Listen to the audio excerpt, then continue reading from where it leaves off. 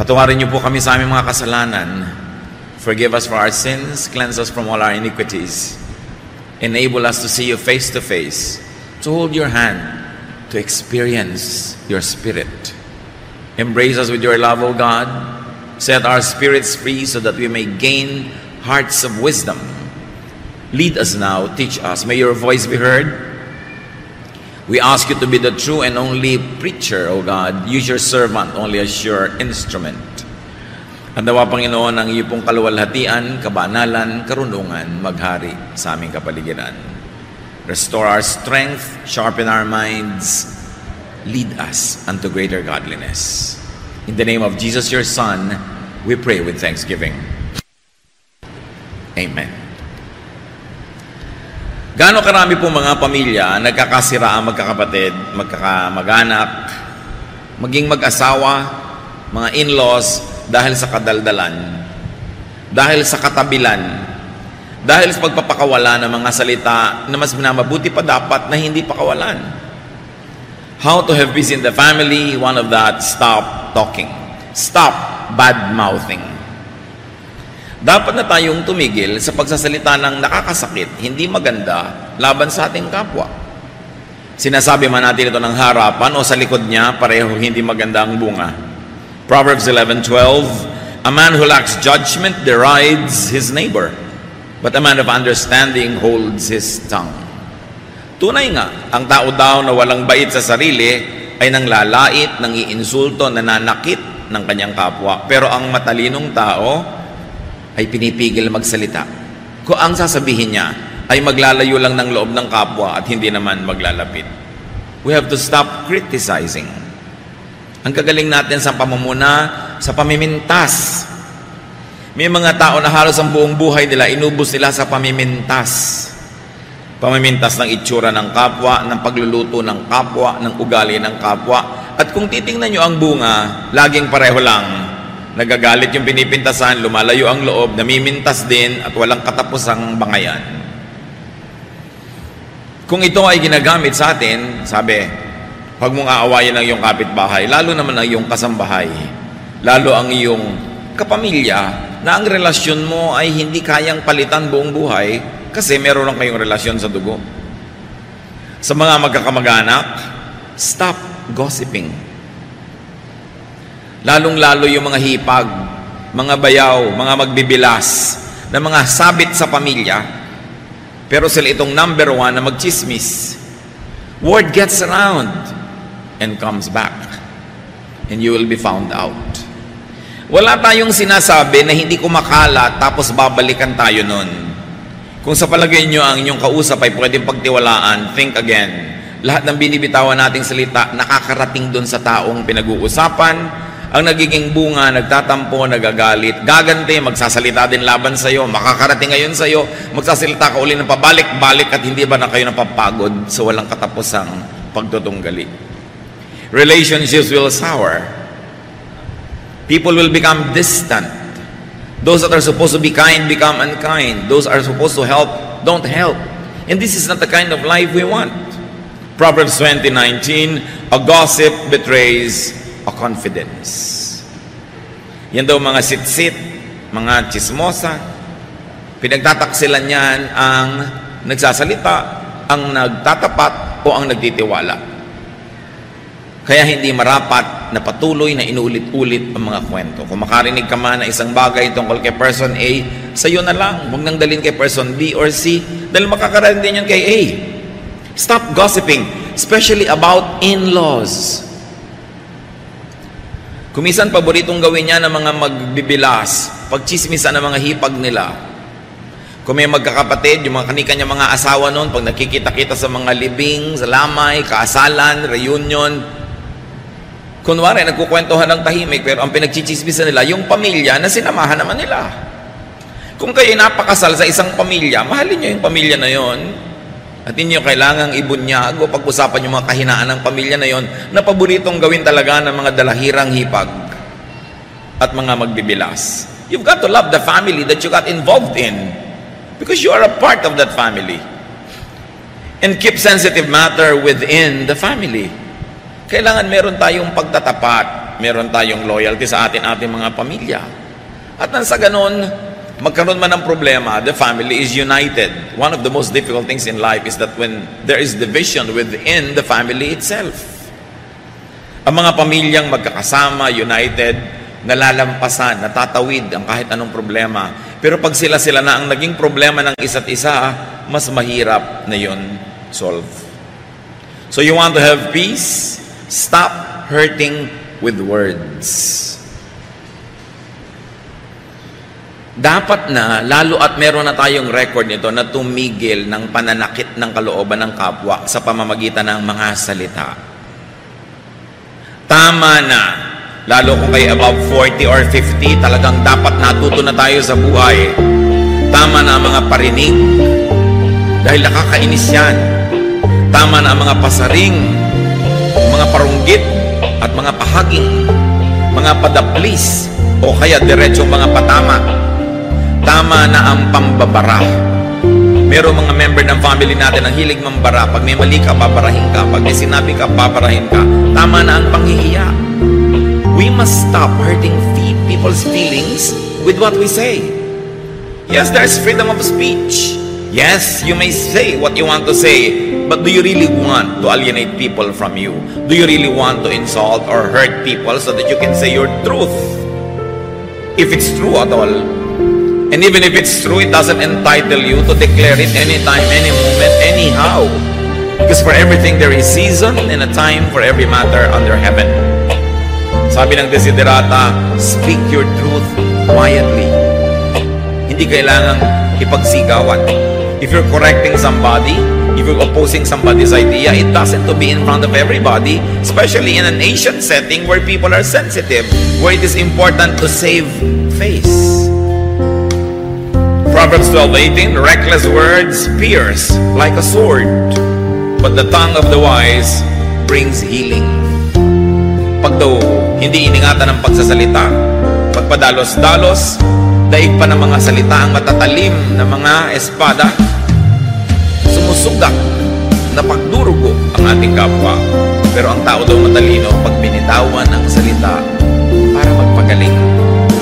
Hindi para manakit, hindi para lumala. Why hurt others with your mouth when you can heal wounds with the same mouth? What will you really get?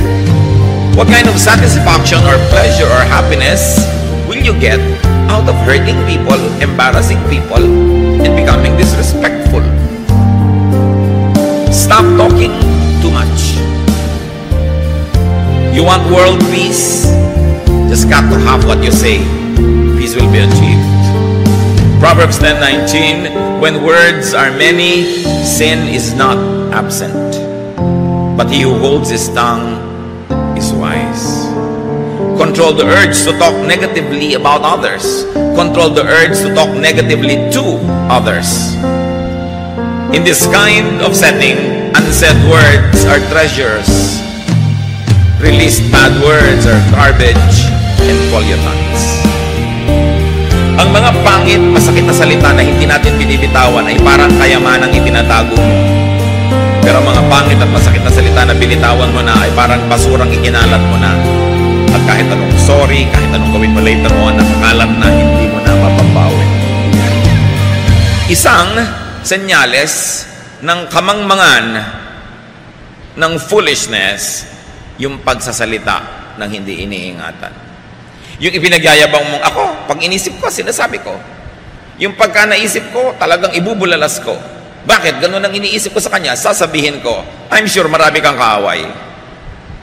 I'm sure ko konti magmamahal sa'yo. Hindi ipinagmamalaki yun. Dapat pigilin yung ganong kate ng dila. And next, to stop talking too much is to stop nagging. May mga tao nakakasakal kasama, nag ng nag, takatak ng takatak ang bibig, walang tigil. Do you know that nagging is trespassing? Because the sound of your voice enters the private ears of people around you. Paglampas yan sa iyong mga boundaries. And stop nagging, especially if you are being ignored, unheeded, exactly because you nag. Alam niyo po ba na maraming bungangera talagang hindi pinapakinggan kaya lalong nagbubunga nga. Ang hindi nila naaalala, kaya nga sila hindi pinapakinggan dahil naiinis sa pagbubunga nga nila. Na yung hindi pagsunod sa kanila at hindi pagbibigay sa kanila isang uri ng rebellion o paglaban. Kung pagbubunga nga ang ginagawa natin, siguro meron tayong gustong ma-achieve. Meron tayong gustong magawa, makamit. Pero pagka hindi nagwo-work, if you're nagging, does that bring the product that you want, then you've got to change your approach. Kung yung asawa nyo hindi nagbabago ka nanag, dapat baguhin nyo ang inyong style. Kung hindi nagbabago ang inyong anak, ang inyong sino man sa kananag, change your style. Now, people who are being nagged, why don't you help this person to stop nagging by giving her or him what he wants? Many people nag because they don't get what they want. Maybe sometimes they are right. And it is also to your credit if you make them stop talking by listening to them if they are right. Pero dapat tumigil tayo ng sobrang pagmamalabis ng bunganga. Kung talagang meron tayong gustong sabihin sa ating kapwa, isang tahimik, payapa, matalinong usapan, walang emosyon, walang sigawan, walang paronggit, sabihin nyo ang inyong niloloob. At nang masabi din naman ng tao ang kanyang iniisip. At tapos ang tama na, huwag nyo na ulit-ulitin na inag. Makakainisan lang kayo. Maraming mga tao, tumanda na lang, hindi pa natututo. Lahat ng naiisip, sinasabi, pero tingnan nyo, may talab ba? Nakukuha ko ba talaga yung gusto ko? Kabubunga nga. At kung nakuha nyo man, baka napilitan lang yung nagbigay, pinagbigyan lang kayo, huwag nyong asahang laging mangyayari uli yun dahil nagbunga nga kayo. Iba yung ibinibigay ng kusa, at iba naman yung pinipiga mo dahil ang kulit mo. Masarap yung may okasyon, hindi ka naman humihingi ng regalo, niregaluhan ka kusa. Kesa sita ka ng sita, bakit ako di mo niregaluhan? Eh hindi ka na nga niregaluhan, dapat makahalata ka. Dahil kung gusto ka na magregaluhan, mahirap ba magkusa? So kung paulit-ulit ka, lalo lang maiinis yung tinatanong mo, bakit tungkulin ba niya, niregaluhan ka? Nasa batas ba yun na dapat niyang gawin? Minsan marami tayong demands. Bakit ako hindi mo dinadalaw? Bakit ako hindi mo nginingitian? Bakit pagka ako ang kasama mo, tahimik ka lang? Ang tanongin natin sa sarili natin, ba't masaya siya pagkasama niyo yung iba, tapos pagkasama kayo, wala siyang gana? Ba't siya mabait sa iba, sa inyo hindi? Kasi kung mabait na siya sa iba, ibig sabihin, marunong naman siya maging mabait. So kung hindi siya mabait sa inyo, sinasadya niya. Kasi marunong naman pala siya maging mabait sa iba. So deserve before you desire. Baka manahimik kayo, mas maging effective pa. Kasi alam nyo, mayroong konting tao na tinatabla ng bunganga, konti lang yon. Mas marami, naiinis sila doon at lalo ka lang sasadistahin. Lalo ka lang bibiguin, hindi ka bibigyan ng tagumpay. Many people are offended by too much talk so that they will frustrate you. They will never give you what you want because they rebel against your mouth. So be wise. Don't just talk, but achieve results. And most of the time, gentleness, quietness, kindness will go far, very far, much farther than a speech. Isa pa pong dapat nating matutunan, lalo tayong mga Pilipino, stop asking too much. Stop asking too many questions. Yes, parents and family members are stakeholders in people's lives, and up to a point, they are entitled to ask questions. But some pieces of information are better off volunteered rather than coerced from people. May mga bagay-bagay, mga ideya at impormasyon na mas masarap, mas matamis kung kusang ipinaalam. Kesa piniga nyo ng piniga yung tao para lang malaman nyo yung gusto nyong malaman. Maraming kanya mga nanay. Anong binili mo? Kung ano-ano po. Ano nga? Ganito po. Ganun. Magkano? Ba't ka bumili noon? Etc. etc. You know, up to a point that might be done, especially kung ang kausap nyo bata, formative years. Pero pag may edad na, matuto tayong maggalang kahit ang sarili natin mga anak. We should give them privacy. Hindi tayo tanong ng tanong, saan ka galing? Yung mga iba, kung tinatanong lang tayo para mailayo tayo sa panganib, mabuti, okay lang. Pero iba talaga maurirat lang. Malaman lang nila. At itong nakakainis sa mga kamag-anak, may dalawang nag-uusap sa isang sulok, lalapit yung pangatlo, anong pinag-uusapan nyo? Hindi mo pa nakahalata na lumalayo na nga sa'yo, tapos magtatanong ka pa. Pagka meron kang niyaya doon sa malayo, kinausap mo, paglayo mo, tatanungin niya, anong sabi sa'yo? Mga kapatid, tandaan nyo to, pag hindi sinabi sa inyo ng kusa, huwag nyong itanong. Galang lang yon. Sakit yan ng mga mangmang, yung nagtatanong nang hindi naman ibinibigay sa kanila yung sagot. At kung nakakahalata kayong ayaw kayong sagutin, tumigil kayo ng katatanong.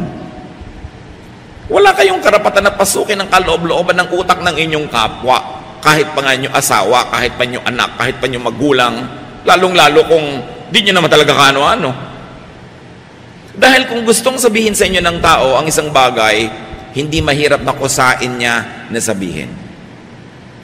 So maaaring hindi sinasabi dahil talagang sadya niya na ayaw ipaalam sa inyo. At mga kapatid, kung may araw ipaalam sa inyo, huwag nyo nang alamin. May dalawa kayong pinsan na namasyal, hindi kayo kasama. Bakit nyo pa aalamin? Para sumama loob nyo? Tapos para magtanong kayo, ba't hindi nyo ako isinama? Exactly, kaya ka namin hindi isinasama kasi nagtatanong ka ako, ba't hindi ka kasama? It doesn't work. Stop disrespecting people's privacy. Kahit ka nanay, kahit ka tatay, may hangganan. May paggalang ka dapat sa iyong kapwa. Huwag mag-urirat. At huwag laging sumabat sa usapan ng may usapan. Pagka mayroong taong nagte-text, huwag niyong silipin kung ano ang itinetext. At sa bahay niyo, kung may telepono, may tatawag, kinakausap yung isang tao, sikapin niyong lumayo para hindi niyo marinig. Hindi yung lalo pa kayong lumalapit, kunwari doon kayo naglalagay ng mga bulaklak, nagtatanggal ng mga alikabok, para talaga marinig niyo. Ugali talaga yan ng mga mangmang. Kung meron tayong paggalang sa sarili at sa ating kapwa, pag may nag-uusap at naririnig mo at hindi ka kasama sa usapan, gumagawa ka ng paraang lumayo para di mo marinig. Respeto ang tawag doon. Importante. Pag may nakita ka nakikipag-usap, lumayo na, paglapit sa'yo mo, bakit? Sino yung kausap mo? Hintayin namang ikwento sa'yo kasi pag hindi ikinwento, hindi yung para sa'yo. Proverbs 20:19, avoid a man who talks too much. And if you're going to avoid somebody who talks too much, all the more that you avoid somebody who asks too much.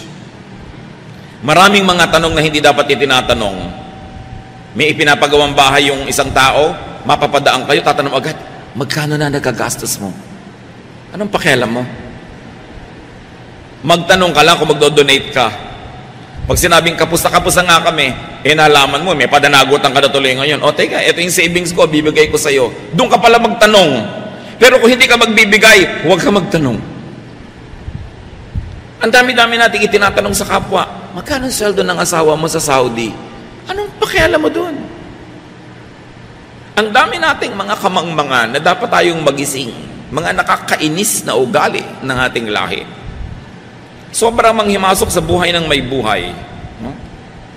Pag may sarili na yung mga tao, private transaction nila yon, hayaan natin sila. Di ba kayo masasarapan nung nananahimik kayo biglang may lalapit? Alam mo, kanina nakausap ko si ganon, ganito na pag-usapan namin. Bino-volunteer. Ibig sabihin, gusto nila talaga kayong isali. Gusto talagang kayong pagtapatan o kaya ay hingi ng inyong opinyon. Kasi alam nyo mga kapatid, pag ang ugali natin masyadong maurirat, matanong, laging masalita, ang tendency lang ng kapwa, paglihiman tayo. Layuan. Iwasan. Gusto nyo ba yun? You want peace in the family? Stop talking back. Especially when you're in a foul mood. We all have moods. And peace in the family is promoted and kept when you allow people to have their moods and you don't have the same mood at the same time. When somebody is angry, try not to be angry or angrier. Let the person be angry for now. Bukas ka na. Pila-pila, kanya-kanyang panahon. Hindi mabuti yung nagsasagutan. When people in the family, when people in a certain circle of friends are in a bad mood, it's better to be quiet.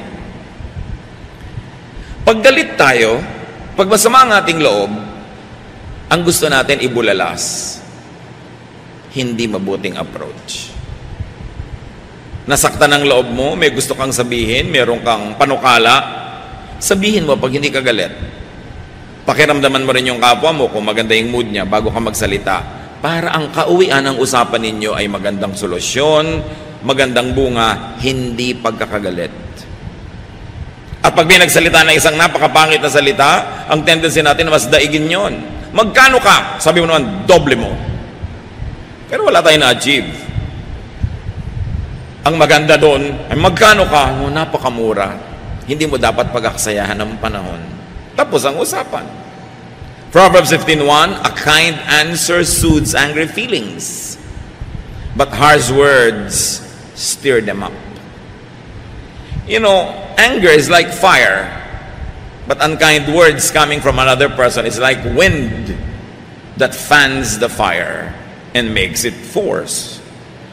So avoid talking back, avoid answering back if your words would not be kind, if your words would not be conciliatory or diplomatic, if your words would embarrass others or hurt feelings or alienate people, better not talk. That is to your credit, that you could control your tongue for the sake of world peace. And in that case, just for the sake of family peace. So stop out-talking each other. May ipininta sa'yo ang iyong kapwa. So thank you for telling me. I'll try to study it. Perhaps I will improve. But if somebody criticizes you and you answer with an even harsher criticism, you know where it will lead to. So speak your truth quietly and in the correct time. Sa pamilya, mga kapatid, isa pa para tayo matahimik, stop talking down. Tama na yung pagsasalita na para kayo amo, para kayong poon, para kayong Diyos. Kahit kayo tatay, kahit kayo husband, kahit kayo nanay, kahit kayo wife, kahit kayo ate o kuya, dumadating ang panahon, nagkakatabla-tabla na lang ang edad ng mga tao. Kasi pareho na lang sila ng alam, pareho ng mga karanasan. So yung mga dating pinopo ng mga ate, kuya, tatay, nanay, dumarating yung point na parang nagiging matalik mong kaibigan kesa sa parang mga sobrang mga superior. Hindi dapat nawawala ang galang sa magulang, sa mga nakakatandang kapatid, lalo't naging mabuting mga ate at kuya sila. Pero yung mga nakakatanda na mismo at matataas ang ranggo ang nagkukusang bumaba sa kanilang mga dambana at mga altar para maging mas maganda ang samahan. Well, it is true that the gap between parents and children, between elder brothers and younger brothers will narrow down in time. It is important to continue to be respectful to your elders, be they your brother or be your sister or be your parents. How can you be wrong when you're polite? How can you be wrong when you're diplomatic? Philippians 2:3, don't be proud, but be humble and consider others more important than yourselves. Merong mga tao na sakal na dahil sa sobrang superiority ng ilang members ng family nila. Mga tiya na nung bata ka, kinokontrol ka, dinidiktahan ka. Ngayon 30 ka na, 40, dinidiktahan ka pa rin ng tiya mo. At kung nag-60 ka na, siya nabuhay pa ng 80, didiktahan ka pa rin. Dapat natitigil yan. Dumarating ang panahon, nagkakatabla-tabla. Hindi ka man agree, hindi ka man sang-ayon sa pamumuhay ng nakakabata sa'yo. Pag sila'y nasa edad na, hayaan mo sila. Kung hihingin nila ang iyong payo, salamat. Kung hindi, at lagi mong ibinibigay ng hindi naman hinihingi, lalayuan ka lang. Ang mangyayari ngayon, tatanda ka ng tatanda, ni walang dumadalaw sa'yo, kasi bad ang record mo sa mga pamangkin mo. Bad ang record mo sa mga bata. Do you want that? Napakarami ng mga nauna sa atin na dapat ay kapulutan natin ng aral. Dapat iba-ibahin natin ang ating style. Stop the superior stance. Age and rank levels off, even between parent and child. But parents will always be parents and should be honored as parents. Remember, ang nagbo-volunteer na bumaba, yung nakakataas, pero yung nakakabata, yung mas nasa baba, huwag kayong mga hasasampahin yung mga nasa taas at pakialaman sila at lampasan pa sila. Hayaan nyo, if they volunteer, they want to be more friendly, they want to be more accessible, but it's not for you to scale their Olympus. Ang lahat dapat lumagay sa lugar. God is God of order, and every place, every person, everything in creation has its proper place and proper time. Do not cross boundaries that you shouldn't. Even cacti live in the desert. Deserts, flowers like orchids live in shades. Bougainvilleas live under the sun. We all have our places in the scheme of things. And it's important to know where you should stand. Those who take a superior stand must at least be caring and supportive. And must be good providers. Tandaan nyo mga kapatid, sa pamilya, nagpopoon-poonan ka, nagbo-boss-bossing ka, kung good provider ka. Ngayon, kung good provider ka na, hindi ka pa nagpopoon-poonan, better. Pero napakasama naman nung hindi ka nga nagpo-provide, wala ka namang naitutulong, tapos kala mo ka kung sino dyan. Lalong wala yun sa lugar. Ang pinakamasarap, yung may naitutulong ka na, ang bait-bait mo na, pero hindi ka pa nagkukung sino. Maganda yun. Pero yung akala mo kung sino, wala namang naiaabot, wala namang naitutulong, bunganga ng bunganga, wala namang binibigay, sobrang mali. At maraming ganong kamag-anak. Kala mo kung sinong alam nila ang lahat, kala mo kay Rurunong, si sermon na nila mga kamag-anak nila, hindi naman nila tinutulungan. Earn your right to be heard. It's not a birthright to impose your mouth on other people's ears. You earn it. You earn it with your intelligence, with your wisdom, with your kindness, with your charities. But so much better if you have already earned it, but you don't use the privilege and you remain humble and nice. So kayo nagpapakabathala sa inyong pamilya, tandaan nyo, ang pinagmulan ng bathala ay bahala. So sige, bathala ka sa pamilya, pero ikaw ang bahala sa gastos. Ikaw ang bahala sa mga bayarin. Bahala ka sa mga kung ano-ano mga pangangailangan. Ibig sabihin kasi ng bahala, responsible. Meron naman mga member ng family, wala man lang naiaambag pambayad ng kuryente o tubig. Akala mo pa kung sino mga poon. Lalagay ka dapat sa lugar. And especially in the family where relationships are permanent, stop the disrespectful language. More than anything, we remember being hurt by words. Human memory remembers pains, but very especially pains inflicted by the tongue of other people. So you don't want to be remembered negatively. You will pass this way only once. Why make enemies when you can make friends? And in the family, stop the shouting. Mga mag-asawa, kung nagsisigawan kayo, tumigil kayo. The meaning of a word will not change whether you said it softly or loudly, but emotions get affected when you shout. So why don't you just speak your truth quietly? You will achieve better results by not shouting. Shouting is primitive. May nasalubong kayong cobra, sigawan nyo na ubod lakas, baka sakali masindak nyo at umalis. Minasalubong kayong gorilla, sigawan nyo. Minasalubong kayong halimaw, sigawan nyo. Pero yung kausap nyo, asawa nyo, bakit nyo sisigawan? Kausap mo, anak mo, ba't mo kailangan sigawan? So kung galit na galit ka, mamaya ka nalang magsalita. When you're too emotionally affected, delay opening your mouth so you don't have to emphasize your meaning and help it with theatrics, with volume, with shouting. Because the tendency of the hearer is not to pay attention to your content, but to be affected and offended by your method. So mahalaga, huwag magsigawan. Mga mag-asawa, magkatabi ba kayo? Sabi nyo, sige, wala na tayong sigawan. Ha? Sinasabi nyo ba? Lalo yung pala sigaw? Biruin mo mag-asawa, nagmamahalan kayo, may nagsisigawan kayo. Bakit? Di ba pag nagka-cancer ka, yung asawa mo na mag-aalaga sa'yo? Pagka yung atay mo nasisira, yung asawa mo magdo-donate o anak mo? Di ba pag naghihingalo ka, ang nakapaligid sa'yo, pamilya? Bakit mo sila sisigawan? Mali. Sinasabi nga ni Lord, love your enemy. Di lalo namang love your family. Enemy nga, pinapamahal Family pa. Pag galit na talaga kayo, pumasok kayo sa kwarto, manalamin kayo, tsaka sigawan nyo yung sarili nyo. Mailabas nyo lang. Kasi hindi naman siguro kayo magdaramdam sa sarili nyo. Pero yung inilabas mo sa iba, pinagdaramdam nila yon. Huwag nyo sigawan, lalo mga bata. Natatakot, nasisira ang loob, nagtatampo. Hindi maganda ang bunga. Do not shout at your spouse. Do not shout at your children. And very especially, do not ever shout at your parents. Dapat, kung may sasabihin ka, sabihin mo ng banayad. Families, you want to have peace? Stop replaying old woes. Tigilan ang hukayin ng mga bangkay ng nakaraan. Yung mga dating sama ng loob, na ito yung nakikita-kita na lang inuungkat.